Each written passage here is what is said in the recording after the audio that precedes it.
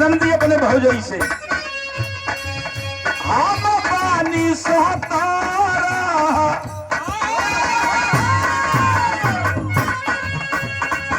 हम पानी सहतारा बलमुआ 23 साल के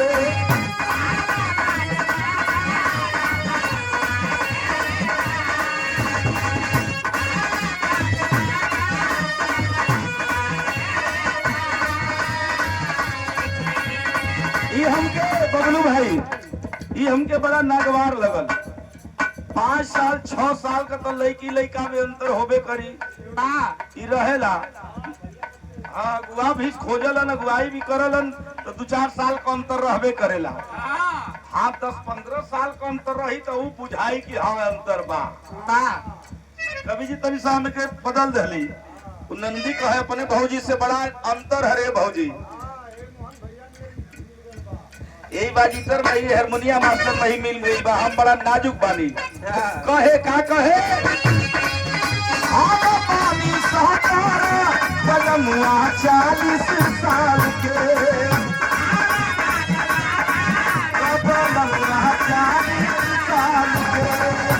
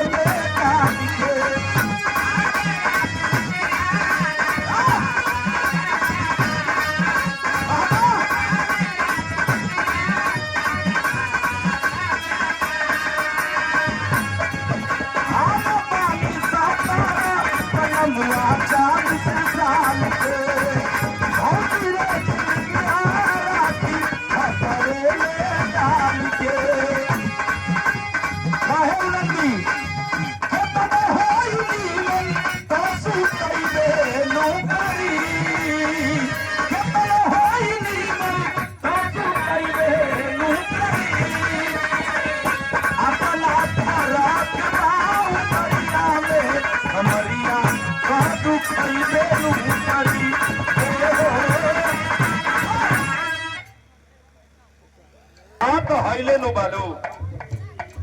100 में एक छे बारू हरे धारी हरियर लागलू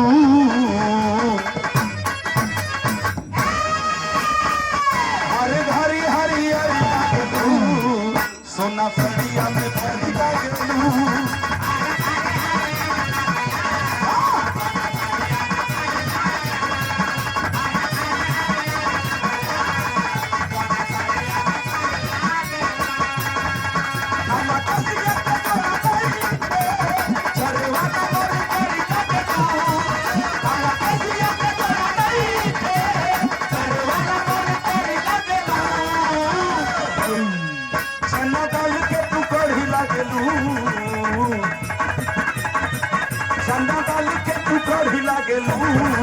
सोना सड़िया में भरी लागलू